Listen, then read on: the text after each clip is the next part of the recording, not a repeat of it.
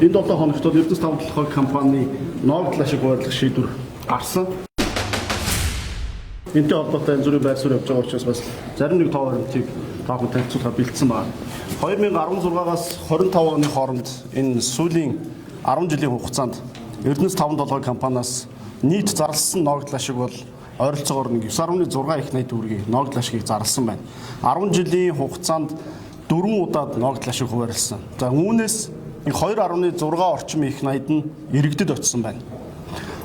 Нэг хүнд дээд тал нь 856 мянган төгрөг гэсэн үг. Яг дээд тал гэж хэлж байгаа гэвэл бүх хүн 1072 хувьцаа эзэмшихгүй байгаа шүү дээ. Зарим нь засгийн төрд буцаагаад худалдчихсан байгаа. Тэгэхээр 1072 хувьцаатай хүн 10 жилийн хугацаанд 4 удаад нь буюу нийтдээ нэг 856 мянга хүртэл төгрөгийн ногдол ашиг авжээ гэд. За энэ нь их байгаа тухай, үр ашиггүй байгаа тухай, энийг бараг өгөлгүйгээр станц барьсан бол хэрэгтэй тухай яриа их гарч байна. Энэ бол бас нэлээд хариуцлагагүй популизм гэж хэлж болно. Ягаад тэгэхээр сая хэлсэн нийт 9.6 их найдын ногдол ашигыг чинь үлдсэн 7 төрд ногдож байгаа.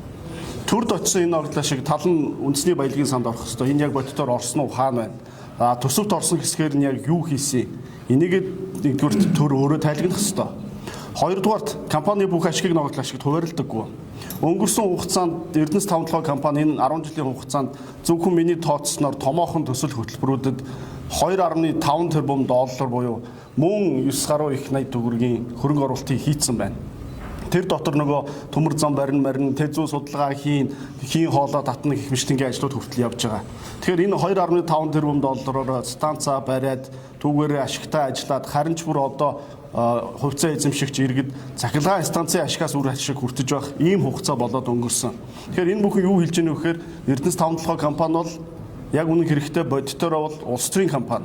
Энэ компани ногдол ашиг хуваарлах хэсгийг тухайн үед нь улс төрчид шийддэг. Та бүхэн санаж байгаа бол 2024 онд гинтхэн ногдол ашиг зарлаа гэж хуваарлана гэж хэлээд өнгөрсөн 2 жилийг нь нийлүүлж агаад ногдол ашиг өгсөн. Өмнөх жилийн ногдол ашигыг дараа жил нь өгч штэ.